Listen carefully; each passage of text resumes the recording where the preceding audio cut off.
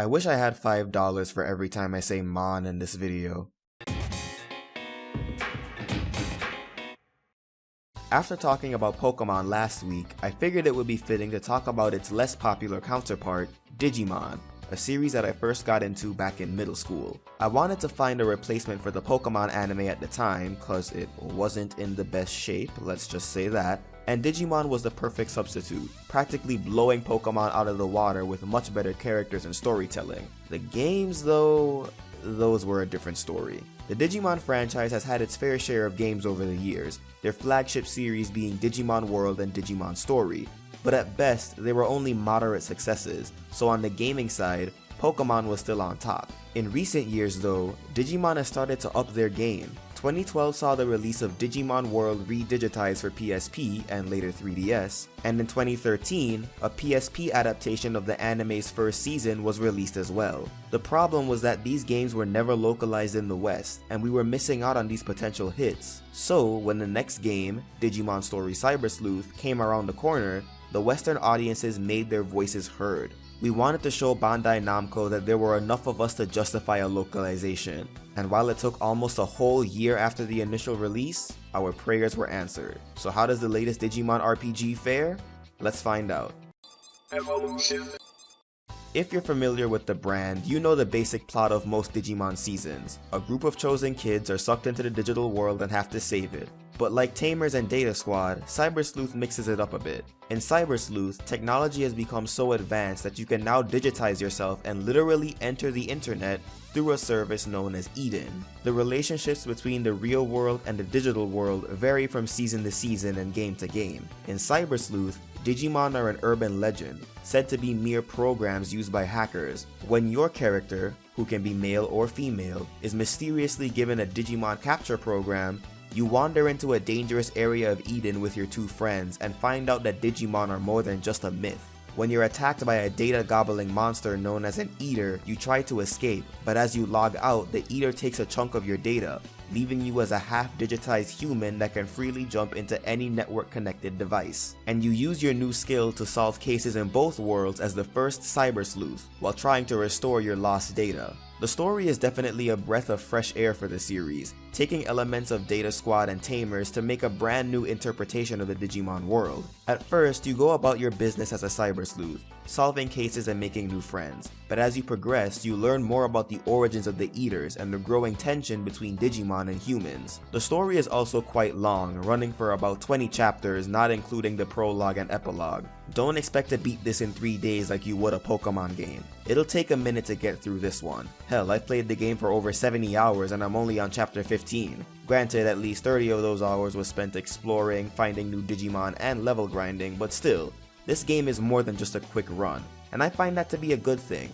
When I pay for a game, especially an RPG, I want to get my money's worth when it comes to story length, and Cyber Sleuth delivers in that respect. When you take some of the subject matter, dialogue, and character designs into account, it's pretty clear that this game is for the older Digimon fans. But since the majority of the people that wanted this game were the older Digimon fans, it's good that it skews more towards their demographic, and it allows for less restrictions in the humor and subject matter. The main weakness the story has is that it suffers from a common pitfall in RPGs, the long introduction.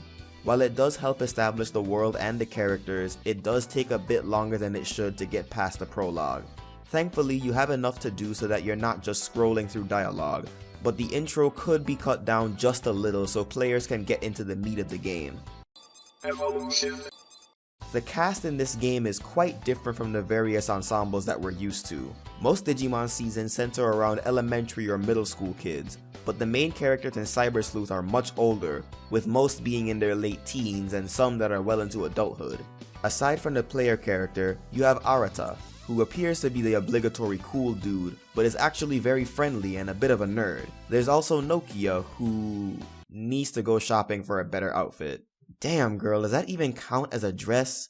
Nokia isn't one of the better characters in the story. If you were around when I streamed the opening parts of the game, then you know it didn't take long for her to leave a not so good impression on me. Are pink-haired anime girls just predisposed to be annoying? Hell, I think it might even be spreading into Western cartoons, and that's all I'm gonna say about that. Then there's Kyoko, your boss at the detective agency that gives you your cases, and Yuko, the heiress to a huge corporation who helps you take down the corruption within her company. The Royal Knight Digimon also play a significant role about halfway through the story, but I can't say much without spoiling it. Just know that you better be prepared when they start showing up. Evolution.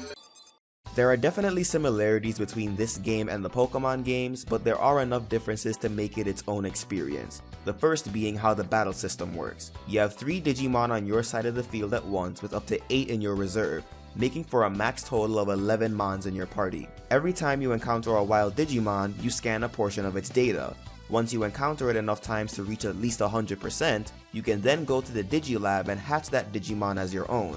You can either get the Mon as soon as you reach that minimum 100%, or you can wait until you reach 200 and get the best stats. The type advantage system has also been simplified. There are 4 main types of Digimon, and each type has 1 advantage and 1 weakness, with the exception of free types which have no advantages or weaknesses. This makes it easier to know which Digimon to send out since you don't have to keep track of a bunch of types that all have multiple weaknesses and advantages. Despite this simplification, the battle system is still challenging in other areas. There are various status ailments to be wary of, and some attacks have secondary effects that can either make the user stronger or really mess up the opponent. In the overworld, you can explore various parts of Japan and Eden, clearing case assignments and buying items at the various shops. You can also store your Digimon on a farm program where they can raise their levels and stats while you're out on the field, and you can communicate with them via text messages. There are also mock dungeons that you can access at any time. Between the farm, the easily accessible dungeons, equip items that double the EXP that you get, and Digimon whose abilities also double the EXP that you get, the game provides a lot of tools to make level grinding a lot easier, allowing you to focus more on discovering new Digimon and exploring their evolutionary trees, which brings me to the most fun part about this game for me, Digivolution. What makes Digivolution more interesting than Pokemon Evolution is that there are multiple paths that a Digimon can take when it evolves. You could have your Agumon take the path that leads to War Greymon as his final form, or you could go down the path that leads to Shine Greymon as his final form. Each Digivolution has various requirements that you have to meet in order to take that path. And because you can de-digivolve to a previous form, you can always go back and try a new path instead of having to get another Mon. There is one drawback about the gameplay though. While there is an online battle mode where you can battle other players, there isn't a mode that allows you to set up a battle with a friend. It's only random matchups, which is pretty unfortunate. Evolution. When Cyber Sleuth was originally released in Japan, it was a Vita exclusive, but for the localization, it was released for both Vita and for PS4. Despite the upscale though, the game still looks great. The human and Digimon animations are crisp and clear. Iconic moves from the anime are faithfully recreated, and it's really cool to see your 3 active Mons follow you around when you're in a dungeon. The game forgoes the usual shonen art style of the series in favor of a more mature looking B-shonen style, but it's a welcome change that doesn't make it feel less like a Digimon game. On the music side, while there are a few good tracks here and there, they aren't all that memorable, and some tracks can get really repetitive. One last thing to note is that while this is a localization, there is no English dub track. All the voices are still Japanese. I know a few people won't be all that happy about that, but you're not gonna spend a lot of time listening to the voices anyway, so I consider it to be a very minor drawback, especially since we were lucky to even get a release in the West to begin with. Overall, Cyber Sleuth is a game that is well worth getting at full price. There's a lot of content in here that will keep you busy like a JRPG should. And if you're a Digimon fan that owns a PS4 or Vita, you're doing yourself a huge disservice by missing out on this game. If you're not that big of a fan, but you still want an experience that's similar to Pokemon while also giving you a bit more freedom with how you build and grow your team, I'd still recommend this. To all my Digimaniacs, please support this game if you can. Show Bandai Namco that they made the right choice when they localized Cyber Sleuth. The next game in the series, Digimon World Next Order, is already about to come out in Japan. And if Cyber Sleuth builds up enough traction here in the West, we might get a localization of Next Order, and hopefully we won't have to wait as long for the translation. Hopefully. So what do you think of Digimon Story Cyber Sleuth? Swarm that comment section below or bug me on social media, and consider supporting me through Patreon or PayPal art commissions. Until next time, keep it sketchy folks.